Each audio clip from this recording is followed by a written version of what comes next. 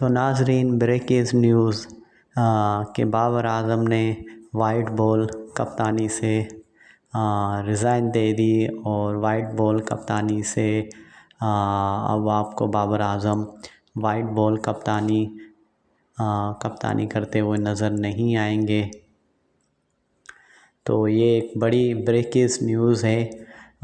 تو یہ پی C B, کیا اس کی کہانی ہے، کیا اس کی کھچڑی پک رہی تھی اندر، کیا بابر اعظم کو اندر سے پہلے کہا گیا تھا کہ آپ خود ہی ریزائن دیں کپتانی سے تاکہ ہمارے اوپر بات نہ آئے۔ جو سننے میں آ رہا تھا، جو پتہ چلا تھا وہ یہی تھا کہ اندر سے کہ جب چیمپئن ٹورنامنٹ ODI شروع ہوا تھا تو اس میں بھی آپ نے دیکھا ہوگا کہ بابر اعظم نے کپتانی نہیں کی تھی اس میں بھی۔ تو اس میں جو خبریں آ رہی تھی کہ بابر اعظم کو وہاں پہ کپتانی کسی نے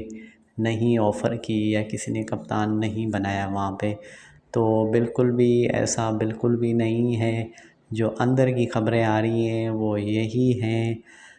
کہ بابر اعظم نے خود کپتانی نہیں کی تھی اور بابر اعظم نے ایک مہینہ پہلے ہی پی سی بی چیئرمین موسم نقوی کو پی سی بی چیئرمین کو پہلے ہی آگاہ کر دیا تھا، ایک مہینہ پہلے ہی۔ یہ کل جیسے ہی انسٹاگرام پہ جب بابر اعظم نے پوسٹ ڈالی تھی تو اس کے بعد ہی یہ ہمیں پتہ چلا تھا، لیکن اندر کیونکہ آپ اس میں دیکھیں گے بابر اعظم نے جو ٹویٹ کیا ہے تو اس میں یہ واضح طور پہ بھی انہوں نے یہی کہا ہے فین کا انہوں نے بہت شکریہ ادا کیا ہے اور انہوں نے کہا ہے کہ میں اب اپنی بیٹنگ پہ توجہ دوں گا کیونکہ کپتانی میرے اوپر زیادہ بوجھ بن رہی تھی۔ یہ بابر اعظم نے کہا تھا اپنے ٹویٹ میں انسٹاگرام پہ۔ تو جو بھی اندر کی خبر ہے کچھ چیز ہے کہ بڑی بابر اعظم کی بڑی باتیں، کچھ ایموشن باتیں تھیں، کچھ فین کا انہوں نے بہت شکریہ ادا کیا تھا بابر اعظم نے، اور انہوں نے کہا تھا کہ میں اپنی بیٹنگ پہ اب تھوڑا سا توجہ دوں گا اور اپنی فیملی کو زیادہ ٹائم دوں گا، لیکن جو اصل مدعا ہے کہ اب بابر اعظم کے بعد دوسرا کپتان کون ہوگا وائٹ بال کرکٹ میں، آپ کو کون کپتانی کرتے ہوئے نظر آئیں گے۔ تو پی سی بی چیئرمین کی جو ہے یہ کچھ ٹائم پہلے سے یہ خبریں آنا شروع ہو گئی تھی کہ بابر اعظم کو کپتانی سے وائٹ بال کی کپتانی سے بابر اعظم کو ہٹایا جائے گا، لیکن اب وہ سوچ رہے تھے کہ کس طریقے سے ہم ہٹائیں، کیسے ہٹائیں، کیا طریقہ کریں۔ تو پھر انہوں نے پلاننگ کی اور ایک پلاننگ کے تحت ہی بابر اعظم کو کپتانی سے ہٹایا گیا، ان کو انڈر پریشر کیا گیا، ان کے اوپر کرٹیسزم زیادہ کیا گیا فین کی طرف سے۔ فین نے ہمیشہ بابر اعظم کو سپورٹ کیا ہے، لیکن پی سی بی میں کچھ جو ڈیسیژن ہیں آپ دیکھ سکتے ہیں کہ کچھ دن پہلے محمد یوسف نے بھی ریزائن دے دیا۔ جو کمیٹی تھی ان میں ان کو حصہ بنایا گیا تھا، 5 کی کمیٹی جو بنائی گئی تھی اس میں محمد یوسف بھی تھے، انہوں نے وہاں سے محمد یوسف نے بھی وہاں سے ریزائن دے دیا۔ تو کافی باتیں ہیں، جو اندر